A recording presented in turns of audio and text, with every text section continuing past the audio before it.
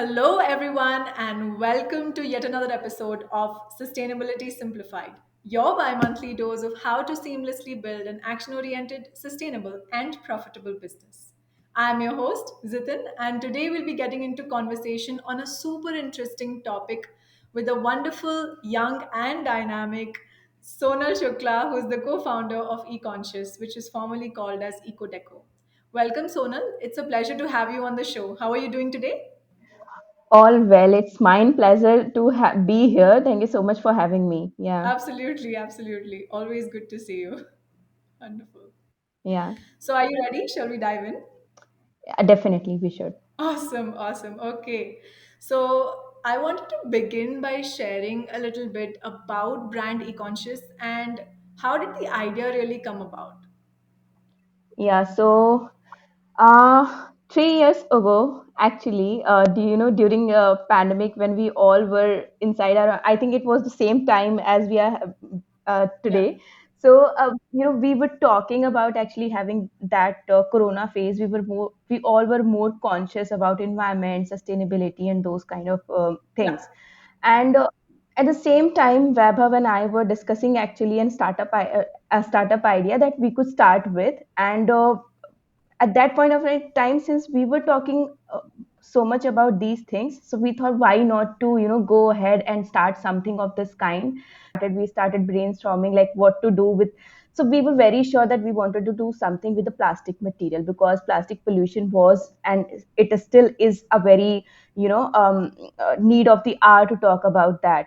So we were sure about that we want to do something with the plastic pollution, and but what we will do, what product we'll make, that was not very sure, and we started doing that research yeah, initially.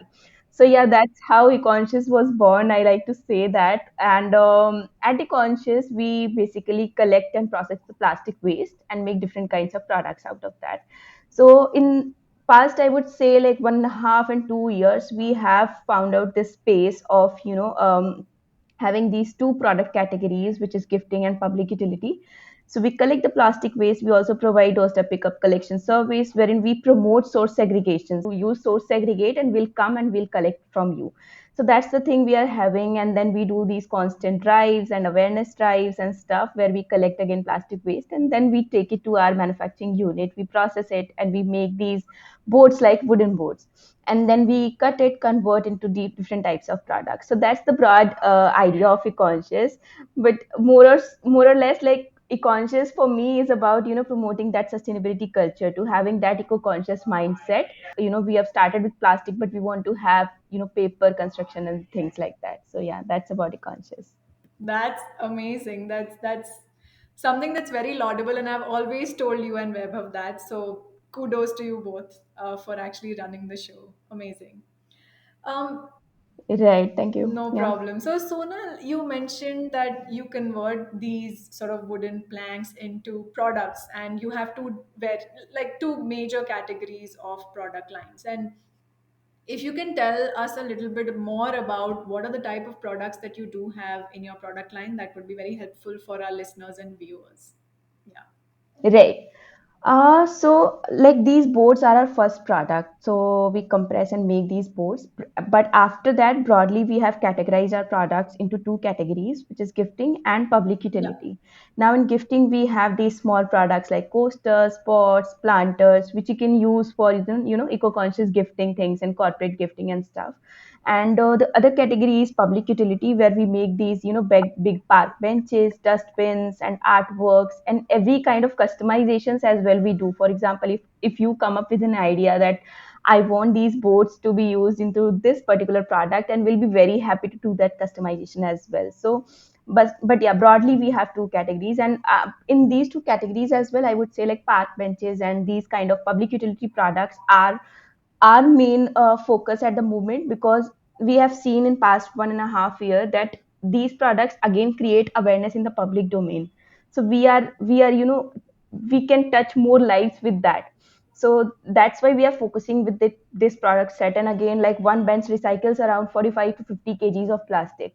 We have some of the little things for everybody who wants to buy something from us. So yeah. Absolutely. Thanks so much. That was very well put. And on that note, I know that a lot of enterprises like yours always continuously face challenges, and therefore also, the other side of the coin, which is opportunities. So if you'd like to talk a little bit about challenges, both challenges and opportunities that, Econscious has, or formerly Ecodeco, has gone through that journey of the last 3 years, then it'll be better for our viewers and listeners. Yeah. Right. Always. Challenges are there. Yeah, you can't put a term a startup without the challenge. Yeah. So it goes hands in hand. So we have also like felt and I mean faced so many challenges in our journey of entrepreneurship or conscious broadly. The challenges wise, I mean, of course, funding is the one challenge which each and every startup faces. But other than that, if I have to talk about some other things, so being in this particular space, waste management is itself a challenge, because when you go to a customer and you are saying that this is made from recycled plastic, that's why you should buy it, they'll not, because they see the price point and the other use cases and application features and everything. So that's the challenge, that still there is a gap of awareness, that even if I talk about the public domain products, still there is this thing that it should be price competitive, then only they are going to buy. So once there is a good amount of awareness in the public domain as and for individuals as well, we can see that change happening. But yeah, at the moment we feel that that's a challenge.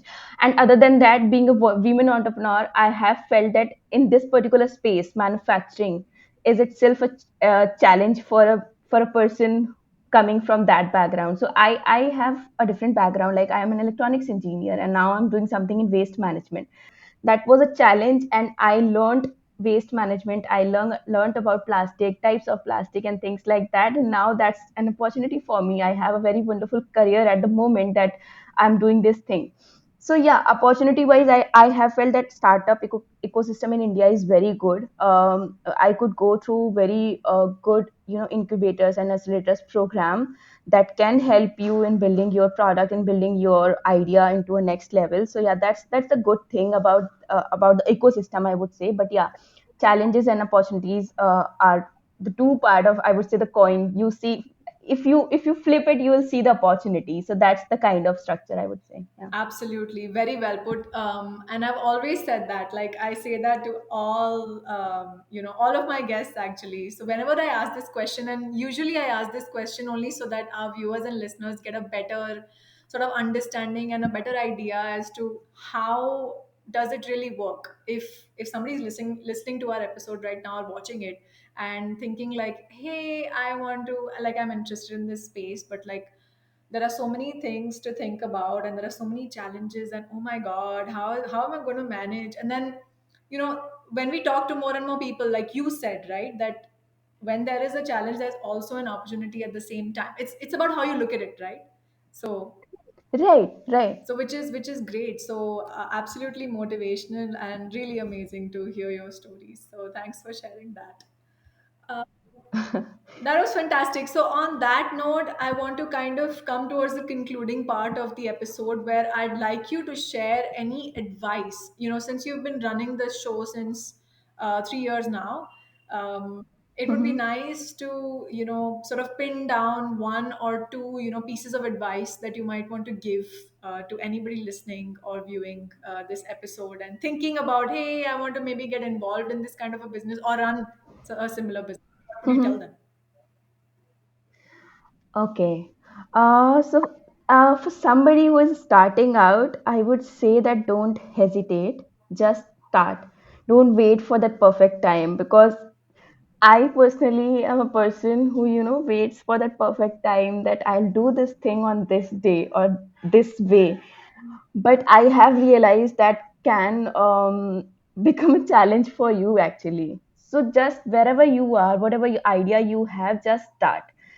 You will feel that sometimes it might happen that idea is not good enough. So you will just get to know that once you start that, and you talk to customers, or talk to people about that idea. So starting is one thing, and again pivoting. if you feel that it is not working out, just don't be rigid for that idea or for something like that, that you this is something you came up with and you will be with that flow itself. So pivot off, I mean, not very often, but yeah, when you feel that it is not working out, so just tweak a little bit, just change a little bit. So those are the two main things I would like, which I have actually experienced. So I'm saying this from my experience, that starting out and just going out there, talking to people, learning about their experience and learning about their needs and stuff is the main thing if you are building a business. So don't hesitate and just go out there. Amazing. That's absolutely super valuable advice. Something that even I have always sort of thought about, at the back of my mind. Especially the piece that you said on, perfect timing. There's nothing like perfect timing. There's nothing like perfect. I've stopped using that word perfect since a while. Exactly. So yeah, thanks so much for sharing that. I'm sure like a lot of people who are sort of tuning into our episode will find it very useful. So on that note, it would be wonderful to close the conversation, and thank you so much, Sonal, for joining in. And I'm very hopeful that your business idea, your journey and your stories will inspire many more people to kind of get into this space of sustainable living, and inspiring many more people in the journey, just like a domino effect. So thanks very much. Oh, always. Thank you so much for having me here. Actually, like I have told you earlier as well that speaking to you is like, going back to the memories and knowing that why I have started and now why I'm doing, and it feels like a journey. So yeah, thank you so much for having me here and talking about that. Yeah, Thanks so much, Sonal. Okay, take care. Thanks very much. thank you so much. Yeah, Okay, yeah. bye. Thank you so much for listening. And if you liked this podcast, feel free to share it in your network. My one takeaway from this episode was, well, actually, there were two takeaways. One was that don't look for the perfect timing. There's nothing like perfect, really. And the second big sort of takeaway was something that came much towards the end of the episode, which is, if you're an entrepreneur and you've been kind of pivoting through the journey, just step back and think about why you started what you started, and a lot of answers will come to you during that course. I would love to hear from you about your key takeaway from today. Do share it with me on my socials. You'll find me on at Zitin Munshi. That's at ZITIN MUNSHI. Until next time.